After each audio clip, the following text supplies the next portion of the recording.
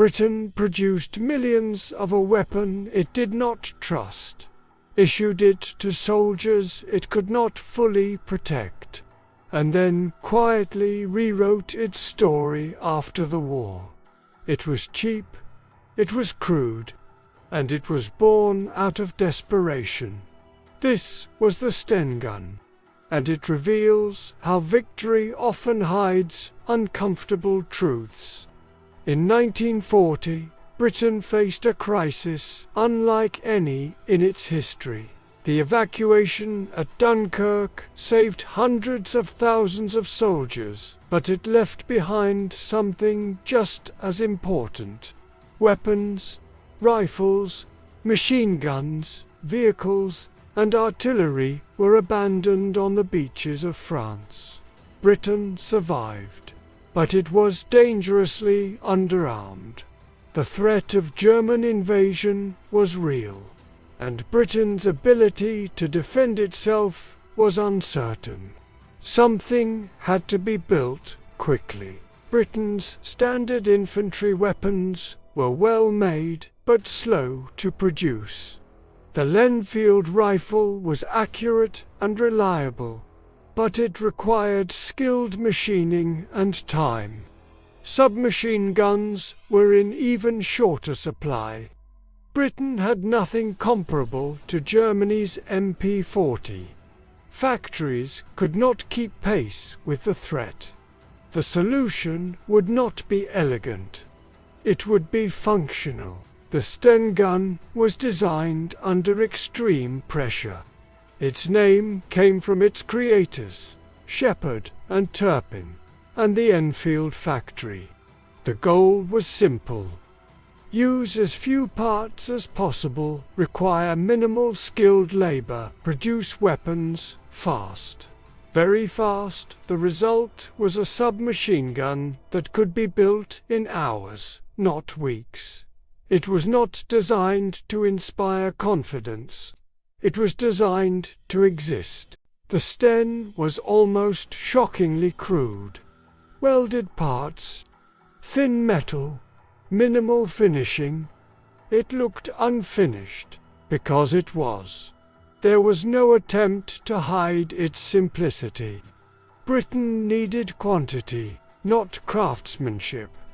Millions were produced and quickly distributed, but speed came at a cost. The Sten gun developed a reputation, and not a good one. Its magazine design was flawed. Feeding problems were common. Jamming was frequent. Accidental discharges occurred, sometimes with fatal consequences. Soldiers gave it unflattering nicknames. Confidence in the weapon was low, yet there was no alternative. Despite its flaws, the Sten had advantages. It was light, easy to conceal, and extremely cheap. It could be dropped by parachute, hidden under coats, used by resistance fighters with minimal training. For irregular warfare, perfection was unnecessary. Availability mattered more than reliability. The Sten became one of the most widely distributed weapons of the resistance. Dropped into occupied Europe, supplied to partisan groups, used by forces Britain could not openly acknowledge. Its crude appearance was an advantage. It was disposable. If lost, it could not be traced easily. If captured, it revealed little. For resistance fighters, the Sten was often the first modern firearm they had ever handled. It required minimal training and little maintenance, making it suitable for fighters operating with scarce resources and constant danger. Despite its flaws, it gave underground movements something they desperately lacked: a means to fight back. This was warfare without ceremony. After the war, Britain emerged victorious. and victory demands a clean narrative. Weapons like the Sten complicated that story. Acknowledging its flaws raised questions about preparation, about desperation, about risk imposed on soldiers, so the story softened. The Sten became good enough, its failures quietly minimized. The Sten gun was not a symbol of innovation. It was a symbol of necessity.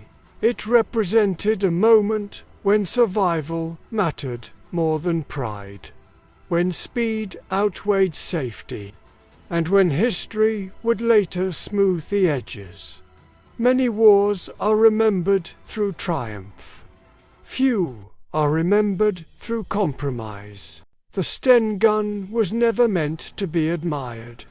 It was meant to exist just long enough. It reminds us that wars are not always won with perfect weapons, but with imperfect decisions made under pressure. And when those wars are over, the stories are cleaned up, failures softened, compromises forgotten.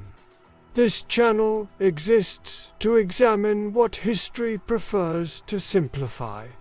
The weapons rushed into service, the operations conducted in silence, and the truths buried beneath victory. This is Hidden Weapons of History, and the real story is always more complicated than the one we were told.